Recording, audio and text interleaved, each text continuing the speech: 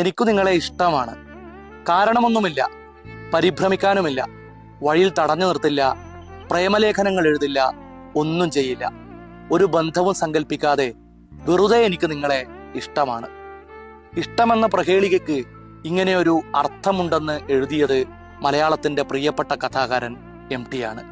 അതും 60 വർഷങ്ങൾക്ക് മുമ്പ്.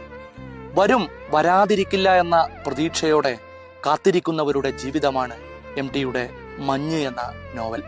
കാത്തിരിപ്പെന്നത് വെറുമൊരു വാക്കല്ല, കാലാകാലാന്തരങ്ങളിൽ, ജന്മജന്മാന്തരങ്ങളിൽ മനുഷ്യനെ പിടിച്ചു നിർത്തുന്ന ഒരു വികാരമാണത്.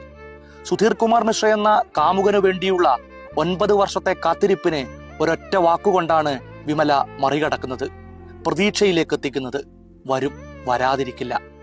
കാത്തിരിപ്പുകളുടെ വലിയ കുന്നാണ് മഞ്ഞ്. ഓരോ കാത്തിരിപ്പിനും അതിൻ്റെതായ ന്യായങ്ങളുണ്ട്. അതിൻ്റെ